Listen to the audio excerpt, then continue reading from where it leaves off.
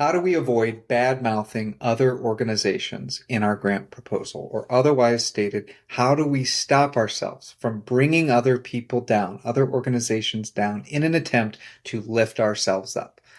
That's the topic today. My name is Benjamin Dean, grantgetting.com. I hope you enjoy this video and others like it on the channel, which are aimed at helping you get more grants.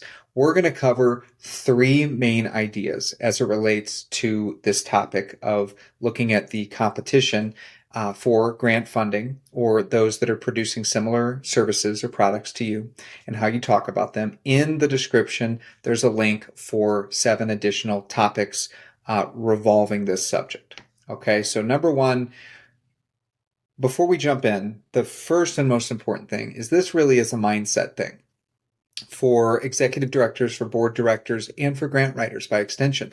And that is to understand that the direction of funding is going towards much more desire for collaboration. Way more desire for collaboration. If you can imagine that you are a grant reviewer and you are seeing 25 applications in the same geographic area for almost the exact same type of service for the exact same or very similar population, how in the world do you discern who needs more money? How do I give all this money out? Oh my gosh, this is a mess. That is what is going on in many funders' minds right now, is they are looking, especially local or smaller regions, they're looking at how do small nonprofits work together? How do we, as a funder, have a carrot and a stick moment where we say, you guys got to work together. You provide the same services to the same population. Why are you working separately? Why are you not sharing your overhead? Why are you not sharing resources? What is going on? These conversations are happening. I'm a big proponent of them happening. And I hope that they continue to happen and happen with more sophistication so that charities and nonprofits, community-based organizations can actually start to be incentivized to work together, whether that's with a carrot of additional funding or a stick of less funding by the funders. I hope it happens because it's extremely important to create more efficiencies in a very highly subsidized world of nonprofits. So that's the direction we're going. And I'm happy that it's going that way. So with that context, that collaboration is what will be collected, what will be requested by funders moving forward, we need to have that mindset of collaboration. So when it comes to then how you talk about your competition or how you talk about how you're different, number one, your unique value, your unique selling proposition, the thing that you do better or differently than anyone else, your core competency, all these different words. Rather than comparing yourself to other organizations, focus more of your narrative and your descriptions on what makes your work unique. Funders are interested in organizations' strengths and how you approach different things in a positive way. Instead of talking about what others are doing wrong, talk about what you are doing right. You can imply what you need to imply to a funder who's also going to be comparing your application to others without directly calling anybody out. Here's another element on this.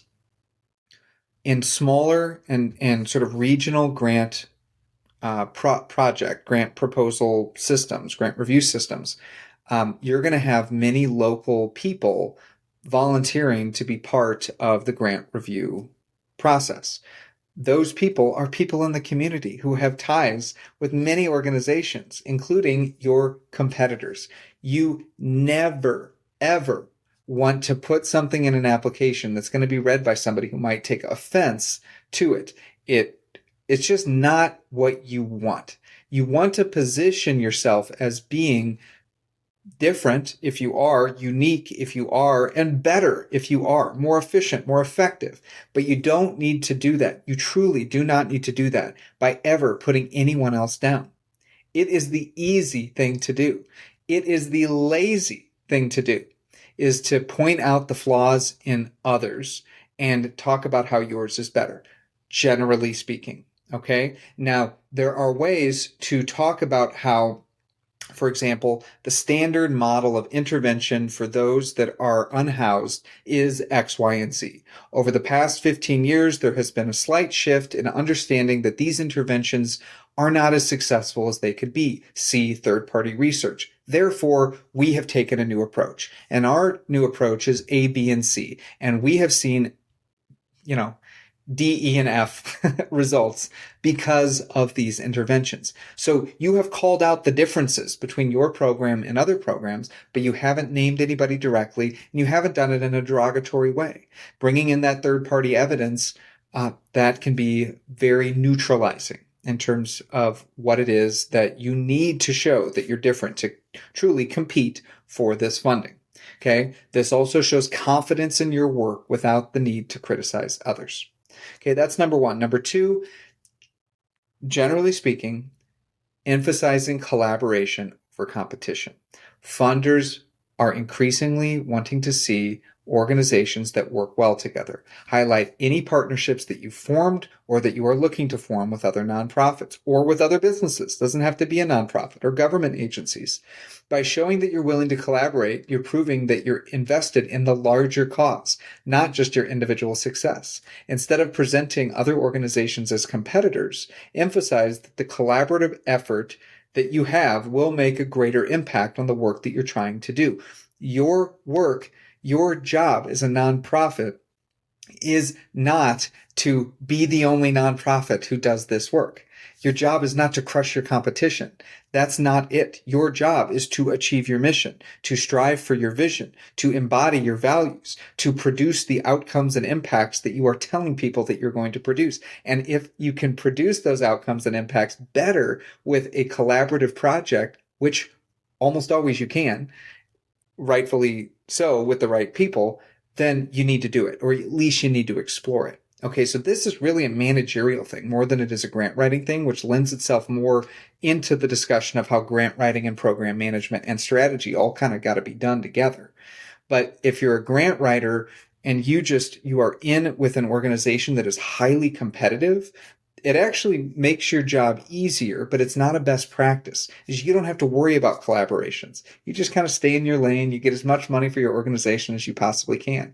That's certainly a lot easier. Collaborative grants or just collaborative projects in general, they take an incredible amount of time, and they take a lot more skill, way more skill to pull off than you just have control over your organization and you're just going to move things forward, right? But they can be highly beneficial for the community. Okay, so emphasizing collaboration over competition, that's number two. And number three, in terms of tone, staying positive. A positive outlook, an optimistic outlook in an application 99 times out of 100 is more beneficial than a negative outlook. Okay, we all know that there are organizations that have fundraisers that everything is desperate. Everything is urgent. We're running out of money, and if you don't give me money, shame on you, because look at all these people we're serving. That does work, but it's not very sustainable. It puts that organization at risk. It is the boy who cried wolf. It is all of these analogies that we know. It doesn't build a relationship. It builds up adrenaline. Oh my gosh, why are you always running out of money? How well is this being managed?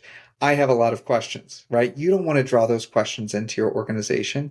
When you put forth the grant proposal, it's an offer. It's an opportunity for somebody to participate in something that's very meaningful. It's not a gun that you're putting to somebody's head, a guilt gun. And if they don't fund it, you're going to shoot them with this guilt gun, right? I've read these applications and they just turn your stomach. And, then they probably get funded every now and then, but like, there's not going to be much engagement. There's not going to be, we're not going to be going out of our way to help this organization. It's just like, I hope they can figure it out, because save our ship, throwing an SOS out in a grant application is like not good community relations. It's not good marketing for the organization. And all of that is tied together in grant getting. So this is about tone. It's about, when you are in this mindset, I'll just put it this way. When you're in this mindset of like, more urgent, more negative. It can be negative towards the situation that your organization's in, which is sort of what I was referencing. But it also can just be negative towards another organization that, hey, we've been operating in this area for 34 years, and this new organization came in 2 years ago and they started serving our clients. And now what do? We need to serve these clients. These folks are serving the clients. As a funder, you're like, what the heck? Don't you don't get it. We're in this to achieve our outcomes. We're not in this to have a show of who can serve more clients.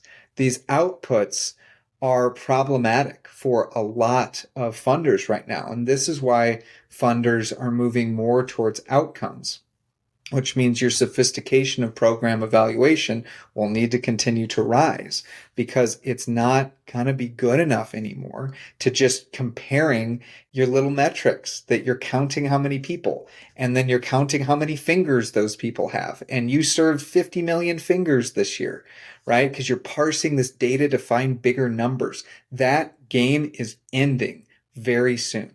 You're going to be able to get away with it, but you're using that in sort of a negative light to try to just compete over someone else who didn't parse the data as, creatively as you did on their output metrics.